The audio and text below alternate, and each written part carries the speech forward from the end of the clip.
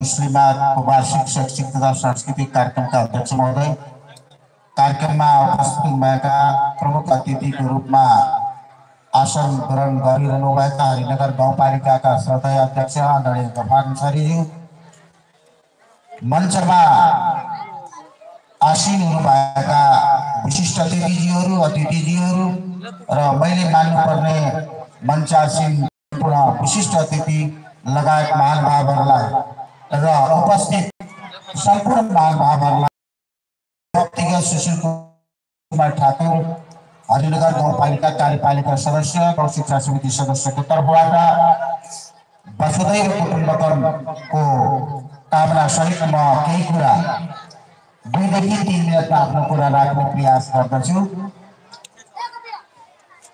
यहाँ वार्षिक शैक्षिक तथा सांस्कृतिक कार्यक्रम भएको हुनाले मैले अलिकति शिक्षाको महत्त्वको बारेमा मेरा 2-3टा केही कुराहरू म राख्न चाहन्छु। शिक्षा व्यक्ति, समाज, राष्ट्रको लागि अत्यन्त महत्त्वपूर्ण हो।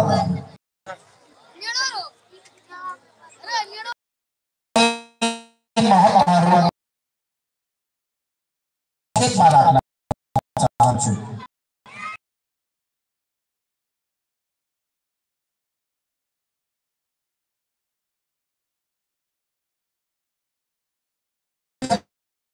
र कौशलको विकास गर्छ। शिक्षाले मानिसलाई जिम्मेवार र आत्मनिर्भर बनाउँछ। 2 नम्बरमा ज्ञान र चेतना प्रदान गर्छ शिक्षाले। ज्ञान र चेतना भनेको राम्रो नराम्रो छुट्याउने क्षमता शिक्षाले दिन्छ। त्यसै विज्ञान, प्रविधि, स्वास्थ्य, समाज आदि सबै क्षेत्रमा काम गर्ने क्षमता शिक्षाले प्रदान गर्छ।